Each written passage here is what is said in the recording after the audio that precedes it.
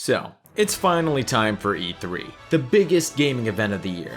The biggest companies band together to showcase what's coming within the next few months, and even the next couple years. It's basically the equivalent of sports fans' playoff game for their favorite sports team.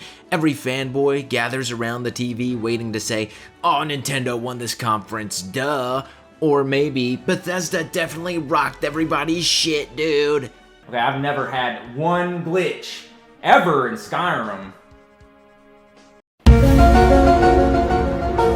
Then again though, E3 has become less and less prominent throughout the years.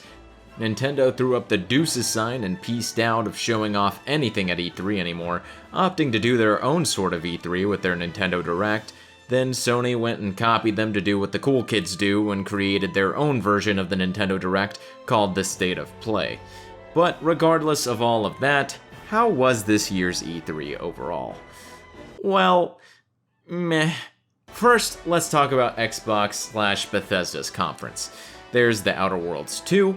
Haven't really played the first one, but I heard mixed things about it. Some say the game is Fallout in space, and others say it's a buggy mess, and given Bethesda's track record lately, I'd be inclined to believe that it's the latter.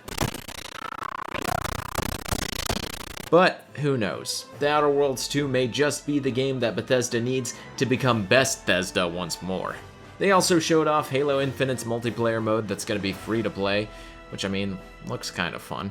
I feel like the only reason people like Halo nowadays is because of nostalgia. I'm not going to act like Halo was never good, but it's definitely lost some of its charm over the years, at least for me personally. Still, it's free to play though, so I guess I can't really complain. Then they showed off Battlefield 54,002. God, how many gun games are they going to show off this year? How people aren't sick of the Battlefield games at this point is just beyond me, but I digress. Overall, Xbox and Bethesda get a big ol' from your boy. Not looking forward to much coming from these guys, big thumbs down. Next! Let's get down to the real games. Okay, the indie showcase. Toem. I like this game's art style. The black and white color scheme they went with, whew, mwah. The gameplay itself consists of snapping photos of things around town or people doing particular activities to solve puzzles within the game's world.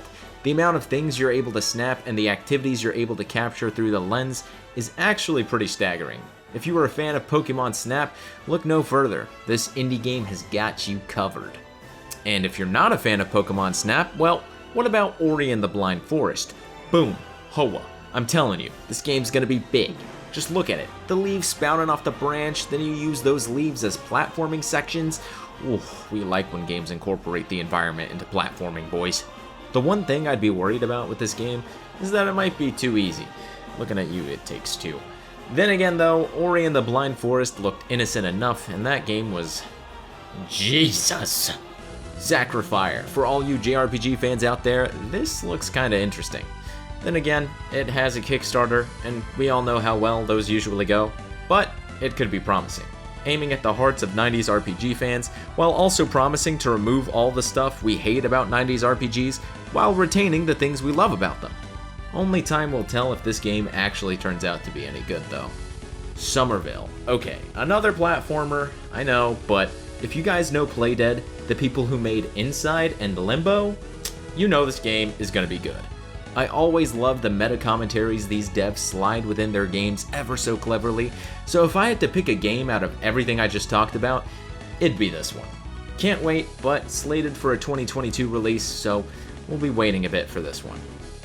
Now, let's talk about the big kahunas. Breath of the Wild 2, whew, this looks like a breath of fresh air. They're bringing back the runes, except Link's got this weird arm thing that acts like the Sheikah Slate or something. Then he's over here letting his luscious hair flow freely in the wind. I'm super excited for the next installment. Just with this announcement, Nintendo won E3 in my opinion, and I can't really think of any reveal that even came remotely close to this. Other than Metroid Dread, which is another one that Nintendo announced. This looks a lot like Samus Returns on the 3DS, which was actually a really solid game. So definitely be looking forward to that. I know I sure am. Could have used some more info on Metroid Prime 4 though, if that game is ever coming out at this point. So this year's E3 gets a 2 out of 5. If it weren't for Zelda, it would have gotten a 1. If Zelda was coming out this year, I would have given it at least a 3, but we gotta wait until 2022 for that, so I don't think it really counts. With that being said, I hope you guys enjoyed this video. If you did, slap like, subscribe, and more content coming your way soon, I hope. Alright, see ya.